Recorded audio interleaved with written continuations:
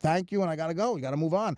I knew, again, the money thing. I had saved enough loot to where I needed 2 years to get better, and I could afford to get better. So thank God I had that time, and I came back.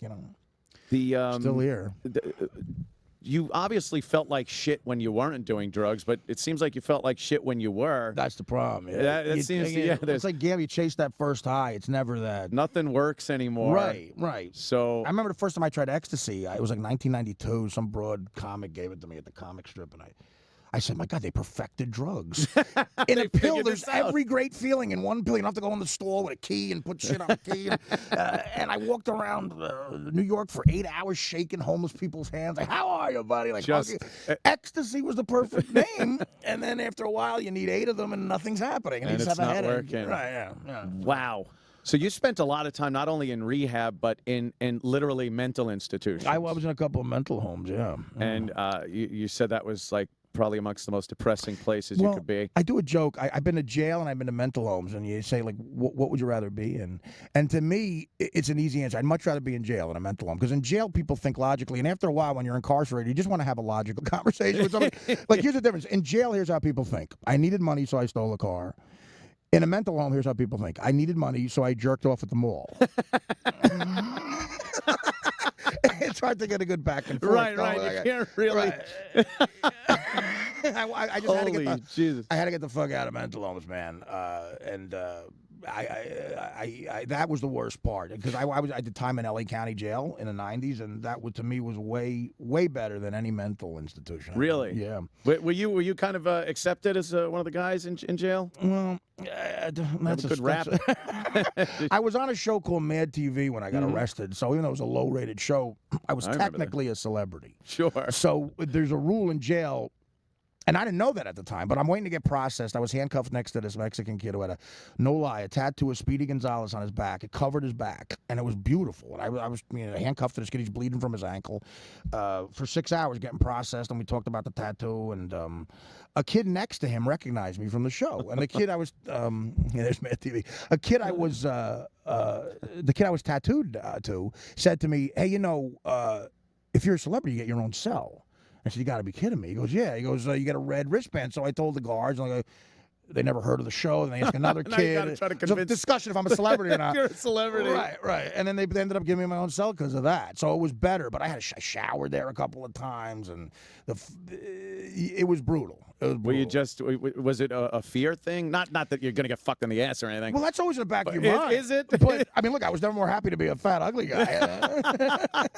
Is it really? Does it go through your mind and you're like, oh, it's my first shower in jail? You never know, yeah. Fuck. I'm thinking about if I have to blow a guy, I'll try to give a bad blowjob. Just let the word get around the cell block. Like, that do you everything give bad wrong. head. Do everything wrong. Look up at awkward moments. Teeth, all the shitty blowjob. Right, scratch the taint. I want to get around to that guy gives a terrible blowjob. No, all that went through my head. You think of everything, and but I ended up getting the fuck out of that too. I don't know. You survive, I guess. Yeah. It's I can't imagine that to that extent.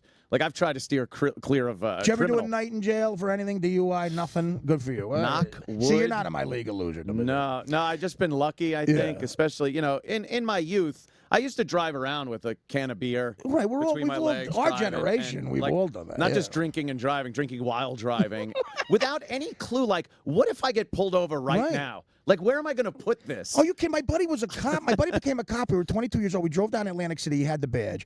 We're doing 110 miles an hour in his sister's Chevette.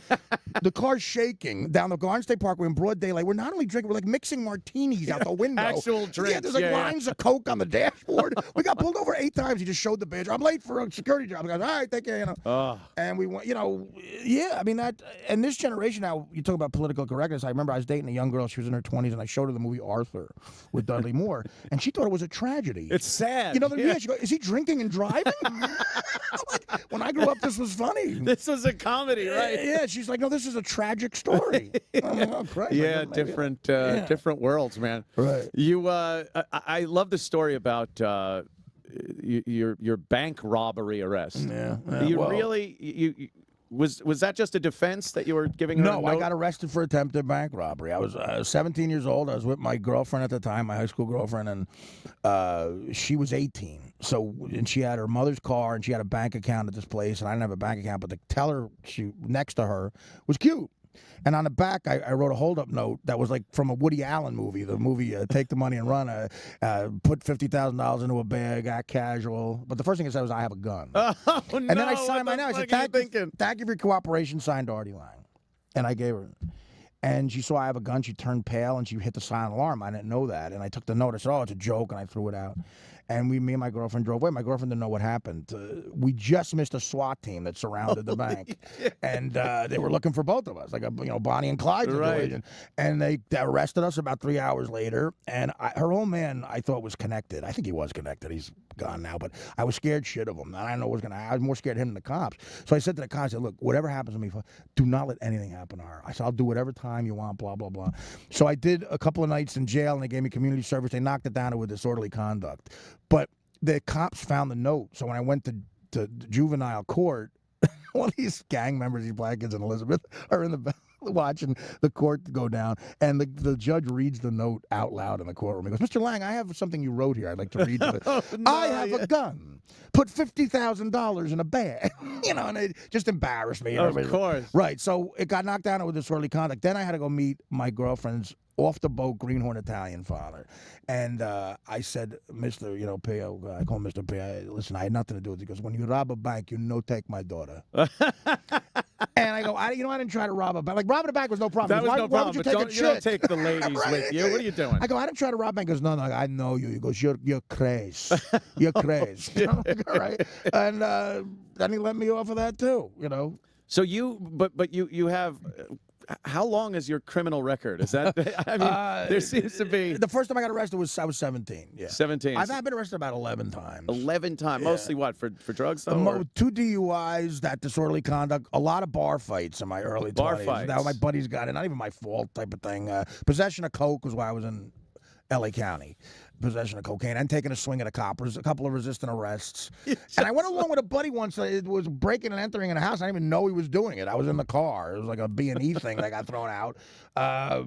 Yeah. Wow. So. And I got arrested in Paris once for public drunkenness. Public drunkenness. One international arrest. An international arrest. Nice. I got arrested in Paris. Danny was with me for that one. Me and my girlfriend got into a massive fight, and I was drunk, and I took a swing at a gendarme, a Paris cop, and they took me to jail, and they put me in this cell with this crazy fucking guy, and I called the French guard over, and I said, hey, I think this guy belongs in the psych ward. And he goes, Monsieur, you are in the psych ward. But they let me sleep it off. It was like an old school thing. He goes, you sleep it off. He goes, we're not in New York. We not punch you in the head. The French version of Mayberry. Yeah. That's what, I was like Otis. Like Otis. I was with Otis. The French Otis.